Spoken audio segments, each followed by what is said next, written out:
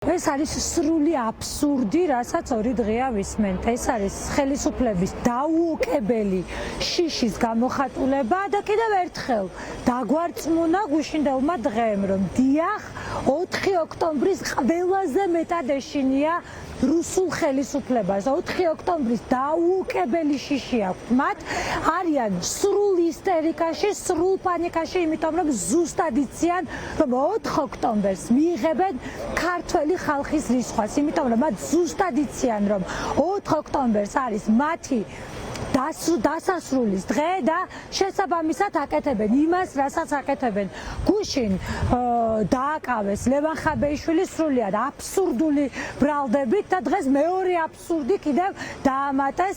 ლევან ხაბეიშვილი დააკავეს საჯარო განცხადებების საფუძველზე. რატომ? იმიტომ რომ მათ მეტი არაფერი არ აქვთ, იმიტომ რომ ეს პროცესი არის სრულიად გამჭვირვალე, სრულიად სახალხო და ეს პროცესი არის ქართველი ხალხის.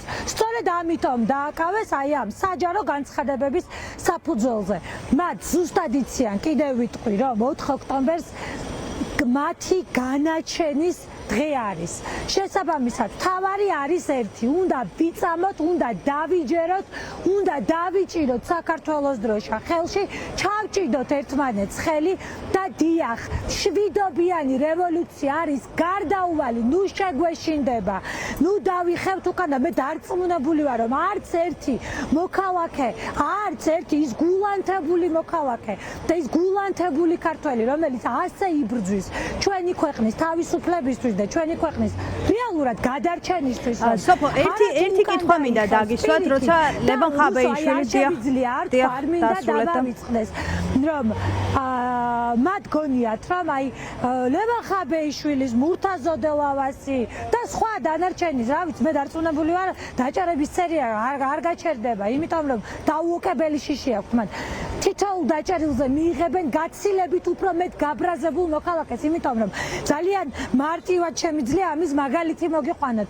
ლევანის დაჭერის წამიდან არ გაჩერებულა ჩემი ტელეფონი და ძალიან ნიშანდობლივი იყო სწორედ ის, რომ მირეკავდნენ ის ადამიანებიც კი, ვინც 2024 წელს სწორედ ქართულ ოცნებას მისცეს ხმა და ის ადამიანებიც კი მეუბნებიან, რომ დიახ, 4 ოქტომბერს დადგებიან ჩვენთან ერთად და 4 ოქტომბერს მონაწილეობას მიიღებენ საქართველოს გამარჯვებაში.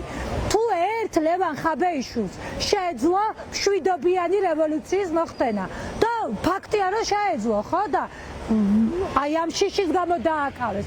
თქვენ წარმოგიდგენიათ 100,000-ობით გულანთებულ, 100,000-ობით გამარჯვებისთვის გამზადებულ ადამიანს და ფიქრობ თუ არა, რომ აქ შეიძლება ერთადერთი იყოს დაკავებული ლევან ხაბეიშვილი, რადგან მაგალითად სუსის შემდეგ უკვე ქართული ოცნების ლიდერებიც ამბობენ, რომ ჩვენ გვაქვსო მტკიცებულებებიო, ასეთი განცხადება ჰქონდა დღეს დედაქალაქის მერს. და რომ ეს არის დასჯადი ქმედება, მოწოდება მშვიდობიანი რევოლუციისკენ და შესაბამისად არ არის გამორიცხული საქმის ისეთი გაგრძელება ჰქონდეს, რომ სხვებიც დააკავონ. და ზოგადად ეს რას ემსახურება? აი სოფო, ბარემ დავასრულებ რისი თქმაც მინდა. ჩვენ გვახსოვს ხაბეიშვილი როცა ამ თემაზე საუბრობდა და უკვე რამდენიმე კვირა ეს გრძელდება. ქართული ოცნება ხან რაღაც ეპითეტებით მოიხსენიებს ხაბეიშვილს, ბოლო განცხადება დაკავებამდე კობახიძის განცხადება იყო, რომ ეს სასაცილო კაცია და ზოგადად მისი გეგმებიც ეს ამბავიც მთლიანად არის სასაცილო და აღმოჩნდა, რომ ხაბეიშვილი დააკავეს, დღეს მას ბრალი სწორედ დამხობისკენ მოწოდების გამო წარუდგინეს და პოლიტიკური ტემპერატურაც ასე ვთქვათ გაზარდეს. რას ემსახურება მთელი ეს პროცესი თქვენი აზრით? აი ზუსტად ამასთან დაკავშირებით მინდა მივმართო თითოეული ქართული ოცნების თითოეულ წევრს, ვინც აი სწორედ ასე ცდილობდა თითქოს დაეკნინებინა ლევან ხაბეიშვილი. ახლა აღარ არის მეგობრებო, ლევან ხაბეიშვილი სასაცილო ფიგურა.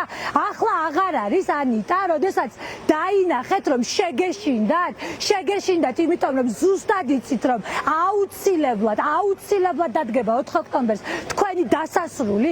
ახლა აღარ არის იმიტომ რომ ზუსტად იცით რა შეუძლია ლევან ხაბეშვილს მათ შორის 4 კედელში გამომწყდელსაც კი, მაგრამ თუ გგონიათ რომ იმ დროშას რომელიც ლევან ხაბეშვილმა აღმართა და იმ დროშას რომელიც აიღო ლევან ხაბეშვილმა ხელში ჩვენ არ ავიღებთ და არ გავაგრძელებთ, არ მივიყვანთ ამას ბოლომდე.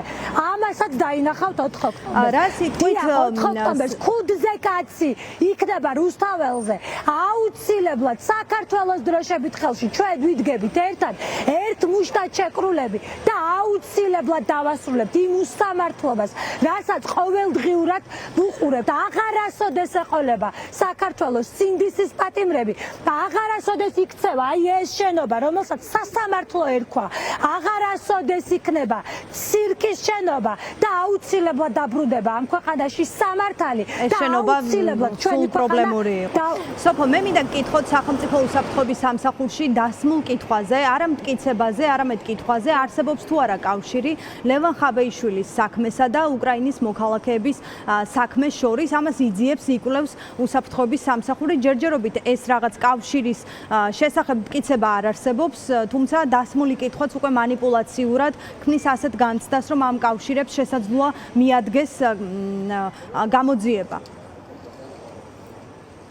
ეს არის სრული აბსურდი, რუსუდან კიდევ ერთხელ ვიტყვი, ყველაფერს ცდილობენ ეხლა რომ რაღაცეები მიაკერონ, მოაკერონ, შეთხზან, მოიგონონ, მაგრამ ეს ხო არის სრული სიგიჟე, რასაც ვისმენთ, ეს ყველაფერი არის ტყუილი და ეს თვითონაც ძალიან კარგად იციან და შეუძლებელია ხო ამას, აი პატარა ბავშვი რომ მკითხოთ, ისიც კი მიხვდება რომ ეს არის სრული აბსურდი. რამე კონდეთ და საჯარო განცხადებების საფუძველზე აკავებდნენ, ეს ხო სრული ტყუილი არის. ეს არის ტყუილი, იმიტომ რომ ეს პროცესი კიდევ ვიტყვი არის სრულიად სახალხო ეს პროცესი არის სრულიად გამჭვირვალე და ეს პროცესი არის ქართველი ხალხის, რომელიც აუცილებლად გაიმარჯვებს და აუცილებლად 4 ოქტომბერს გაიმარჯვებს ჩვენი ქვეყანა. ეს ყველაფერი იქნება სრულიად მშვიდობიანი, იქნება სრულიად კონსტიტუციური, იქნება სრულად კანონის ფარგლებში და აი ასე მშვიდობიანად გავისტუმრებთ აი ამ არ ვიცი რა შეიძლება მათ უწოდოთ, მაგრამ აი ამ რაც ყველაზე მნიშვნელოვანი არის სრულიად უსამართლო რეჟიმს ამ ქვეყნიდან.